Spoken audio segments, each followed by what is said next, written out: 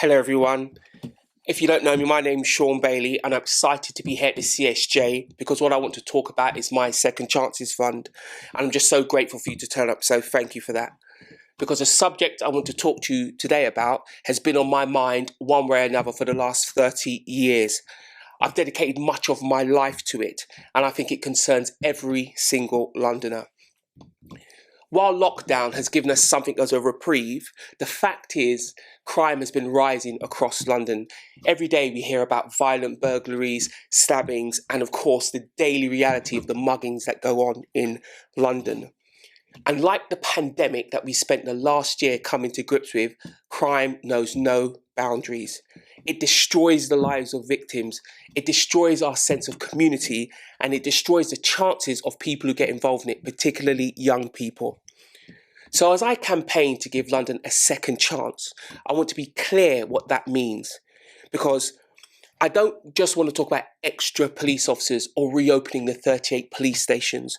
I want to give a second chance to everybody as well, people who need that chance. So we're having a fresh start, but also a fresh start for people who need a second chance. It's really important to me. I want to take you back a few years when I used to be a youth worker. It was my job to help young people fulfill their potential. It was also my job to help young people steer away from crime, move forward, be positive, get them back into work. And when I think about those days, one particular person leaps out to me. It's a young guy I used to deal with called Hakeem. Now, he was caught carrying a knife, and rightly so, he was convicted. He was away from us for a year. But when he came back to us, we were able to work with him. We were able to get him through college and get him out to working. And it's important because what that shows is a second chance isn't a get out of jail free card. Hakim's story also shows as well a second chance for some people is needed because when they come from a poor background like he did, like I did, they never even had a first chance. Now, I don't want to pretend the answers to crime, solving crime, pushing crime down in London are easy. The causes of crime are complex, and my life is testament to that. I grew up in a poor neighbourhood in West London in Ladbroke Grove. And even though it was a poor neighbourhood, we had all the best things London had to offer right on our doorstep. We were multiracial with very little or no racial tension at all. But of course, I cannot ignore the fact we had all the worst aspects of London on our doorstep as well. Drug use was everywhere. Gang crime was routine. And many of my peer group felt they had no way of avoiding getting caught up in it all. So they became criminals, they became gang members.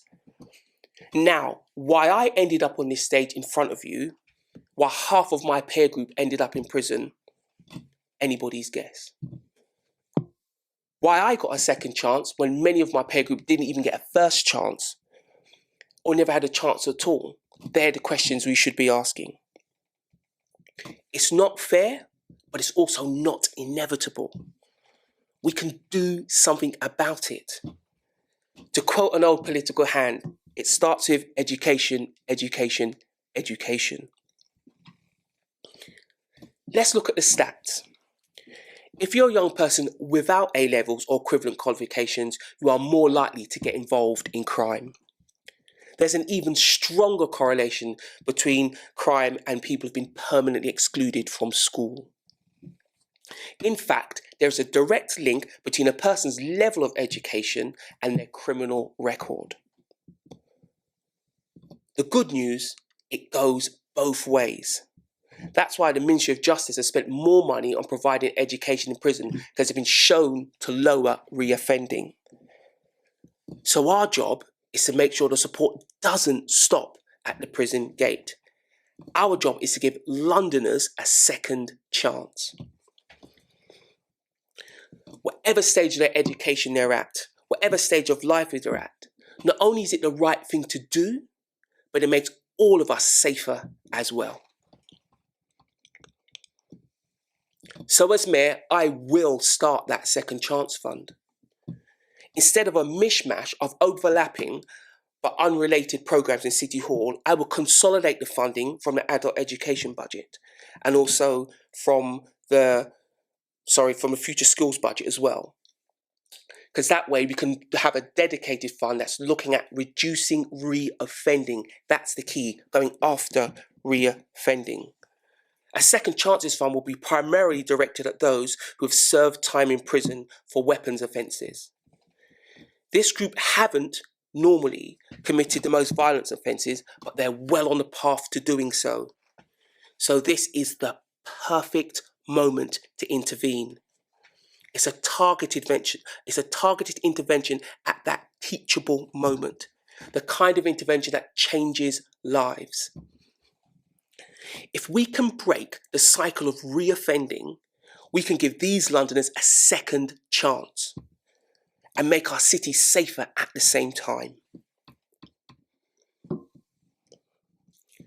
Throughout this campaign, I've promised to be a mayor who puts public safety first, your safety first. But I want you to know what that means. Yes, I will hire 8,000 extra police officers and have those boots on the ground. Yes, I will reopen the 38 police stations that Sadiq Khan has closed. Yes, I will introduce scan and search to get dangerous weapons off our streets. But I also want to make sure that City Hall intervenes when someone's at risk of reoffending. I will make sure that City Hall provides the resources Londoners need for that second chance.